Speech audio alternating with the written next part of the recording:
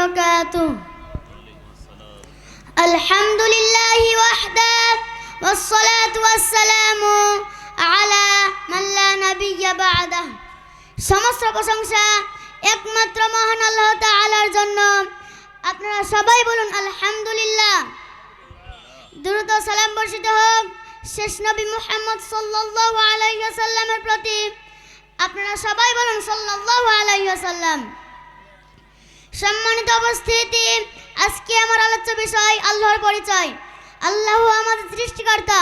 তিনি আসমান জমিন সহ পৃথিবীর সব কিছু সৃষ্টি করেছেন। তিনি এক ও অদ্বিতীয়, তার কোনো শরীক নেই। তিনি পানাহার করেন না, ঘুমান না, তার ক্লান্তি নেই।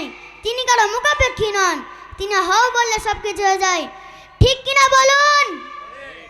আল্লাহ তাআলা বলেন ফাআলাম আন্নাহু লা ইলাহা ইল্লাল্লাহ। সুতরাং তুমি জেনে রাখো আল্লাহ ছাড়া কোনো সত্য ইলাহ নেই। সূরা মুহাম্মদ 48 নম্বর সূরা 19 নম্বর আয়াত। তিনি সাত আসমানের উপরে আরশে সমুন্নত। তিনি নিরাকার নন, বরং তার আকার আছে, তার তুলনায় কিছুই নেই। তিনি তার নিজের মতোই। তিনি সর্বত্র বিরাজমান নন, বরং তার জ্ঞান ও ক্ষমতা সবকিছুতে বিরাজমান। সূরা ইখলাস আল্লাহ নিজের পরিচয় দিয়েছেন, কুল হুয়াল্লাহু আহাদ।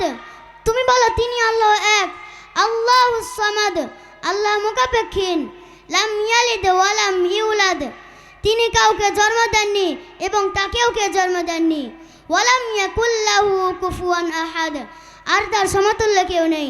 তাই আসুন পবিত্র কুরআন ও সহিহ হাদিসের আলোকে জীবন গড়ি। আল্লাহ যেন আমাদেরকে তাওহীদ ভিত্তিক ইবাদত করার তৌফিক দান করুন। আপনারা সবাই বলুন আল্লাহুম্মা আমিন। আবারও বলুন আল্লাহুম্মা আমিন। আসসালামু আলাইকুম ওয়া রাহমাতুল্লাহি ওয়া বারাকাতুহু।